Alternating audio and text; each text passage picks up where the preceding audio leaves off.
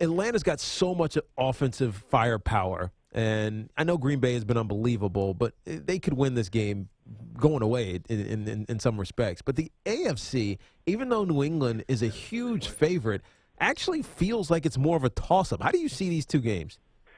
Yeah, this kind of reminds me, this weekend reminds me of the NFC Championship games from a couple of years ago when it was Seattle at San Francisco, and that was the biggest game of the year, and it was kind of like, look, the Super Bowl is going to be a letdown compared to this game. I feel the same way. I think that this game against Green Bay and Atlanta might be the best game we'll watch all year, and I think it'll probably trump the Super Bowl.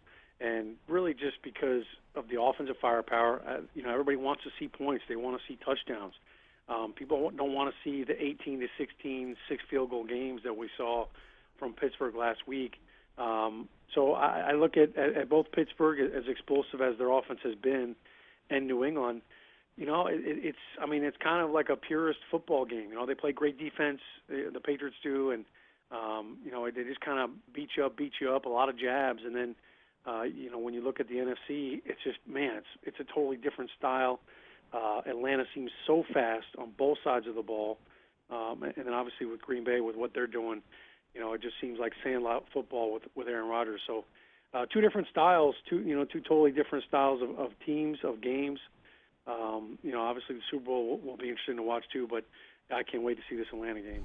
Shaun, at what point, and it's funny and I watch the NFL Network all the time, I think you guys do a great job, but it's not always the timing is interesting when certain, especially ex-players, begin to fully embrace a story that's being written. During the formative stage, there's always a little resistance. I'm sure some guys you work with weren't buying the Falcons necessarily, maybe as early as you were or others. Universally, when do you think the network started to say, man, these guys are really legit, and these guys can actually do something and win a Super Bowl this year? Yeah, I'm sure Atlanta would have a better grasp on when they started to hear the chatter about how good they were.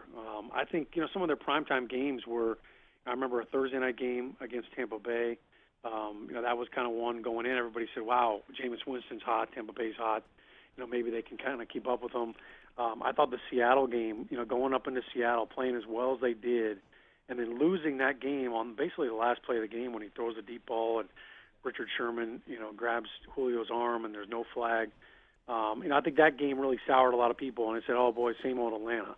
They start out fast and then they're going to fizzle out like they did the year before. So I think a lot of people kind of just looked the other way. And then in that division, the NFC South, everybody was really talking about what happened to Carolina instead of how good Atlanta looked. I think the question mark for Atlanta, they've been able to put up a lot of points. Matt Ryan's done a good job when he's had a complimentary receiver to Julio Jones. And I was fired up about Atlanta when they picked up Mohamed Sanu, a Rutgers guy and a great kid. Mm-hmm. But the defense was always the question mark, and Dan Quinn was brought in to change that culture. When you look at how fast and physical their defense is playing now, this is why they're in the NFC Championship game. Their defense showed up. When I looked at the film against Seattle, all of a sudden, it was hard to really tell which was the Seahawks defense and which was the Falcons defense. They were playing so fast. Keanu Neal was flying all over the field.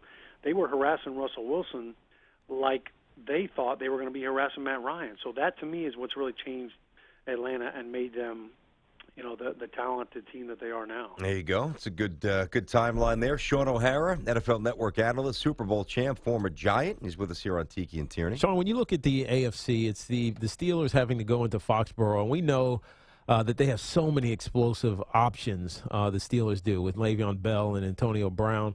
And we also know Bill Belichick's philosophy. You're going to take somebody away. Who do you take away? Who do you want to hurt you less if you're the Patriots facing the Steelers team? Well, I think going back to, look, Tiki, you and I think a lot alike. If we can run the ball on you, then we got you right where you want it. So I'm sure Bill's saying, hey, we got to stop the run. Let's shut down Le'Veon Bell, put the pressure all on Ben, and Ben would probably love to have that. But, who knows what the wind's going to be like. It could be a tough place to throw the ball. But I think the Patriots secondary has kind of flown under the radar as well this year. They've been playing lights out. A big game last week by my three Rutgers guys. I was going to say, you just like them because all those Rutgers guys picked off. Bill likes his Brock. smart players. You guys saw him on Football Life. He said you can't win with dumb players. So those guys, they showed up. It wasn't just, hey, we're batting balls down and we're covering receivers. They took DeAndre Hopkins out of the game.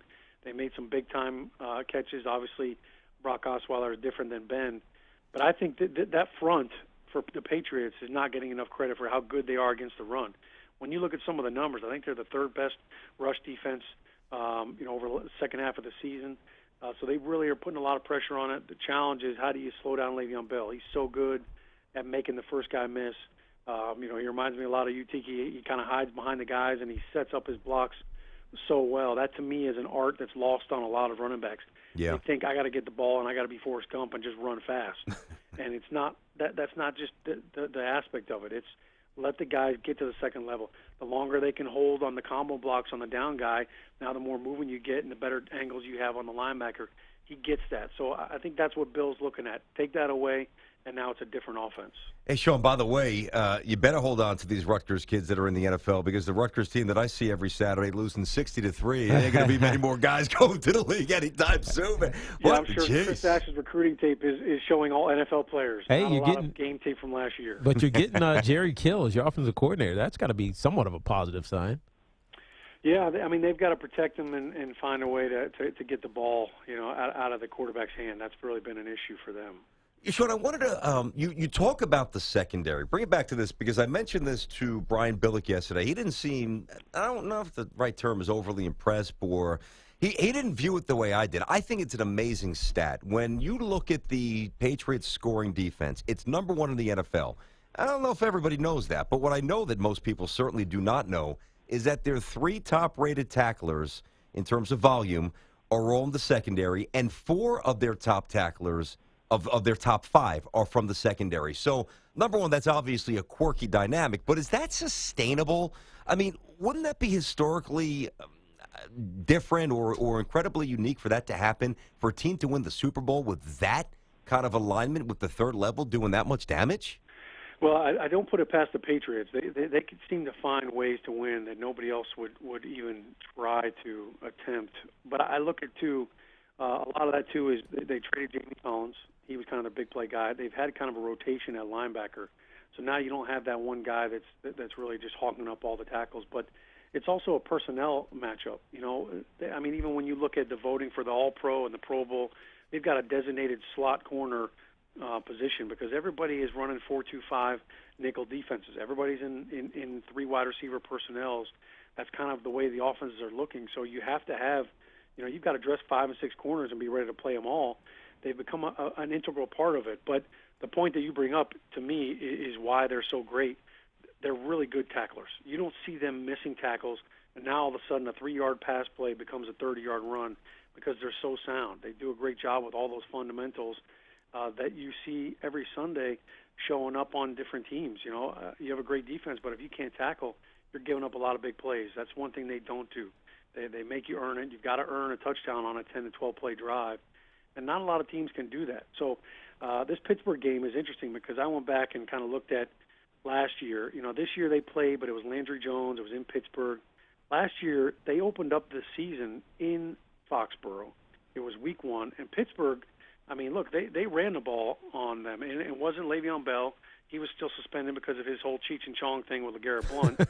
But they ran the ball with D'Angelo Williams. He had 120 yards rushing, and if it wasn't for their kicker at the time, Josh Scobie, who's no longer there, if he hadn't missed all those field goals, Pittsburgh might have beat them at home. So I think the challenge when you play the Patriots, and we faced them a number of times, you can't beat yourself. People go into Foxborough and Gillette, and it's like the Mike Tyson the aspect.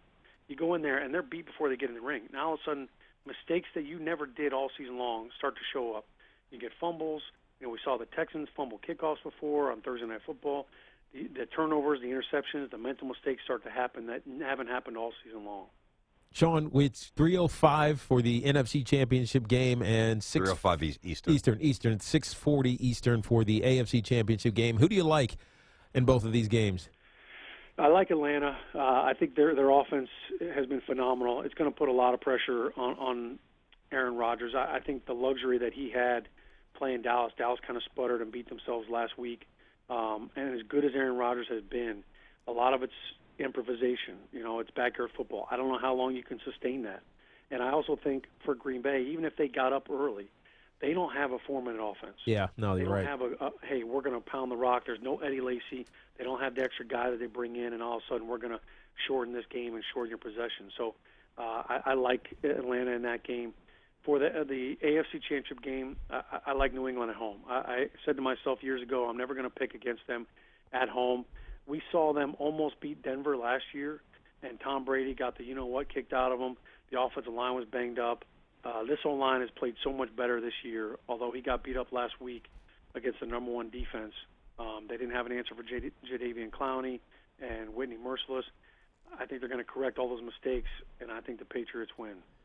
I'm with you. I'm going Atlanta and the Pats. I think Tiki is kind of on the same page as well. Yeah, well, I mean, God, I kind of want to give the Steelers.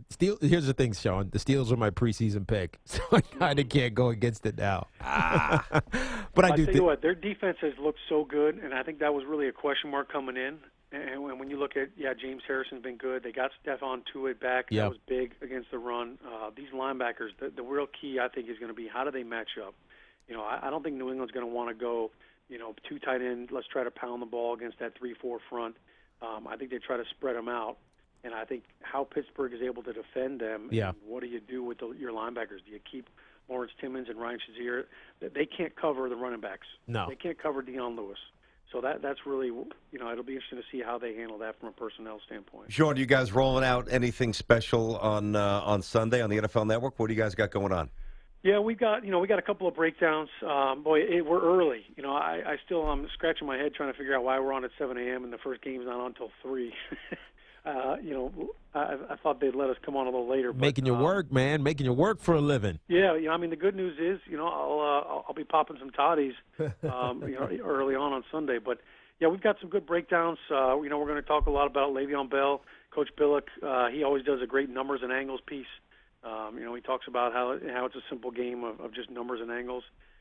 We have Justin Forsett, who's in studio. So nice. We'll have some good between him and Mike Robinson. We'll have some good running back discussions. Yeah, I know you guys are on early because I'm sitting in my chair getting makeup over at CBS Sports Network, and I see Melissa Stark, who is very good at her job and very pretty woman, and then I see you, and I'm like, oh, this is an interesting. Wahoo-wah, Melissa Stark. Tell Melissa Stark I said wahoo-wah. Yeah, she's a wahoo. Yeah, she is. One of our best. All right, pal.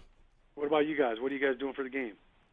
Well, I'm working. I'm working early, like you, and then basically I'm coming home and I'm trying to navigate the screams of my 6-month-old daughter and my crazy maniac 2-year-old son. Yeah, that beverage you're talking about, Shaun, that'll happen way earlier for me. Well, cheers to hoping that they take a huge power nap in the middle of the day. Yeah, God. certainly. Or maybe we'll slip a little NyQuil. Nah, we can't do that yet, can we? Nah, I'm just kidding. I'm kidding. Shaun, we'll see you soon, pal. Thank you. All right, thanks, Chance. Be good, buddy.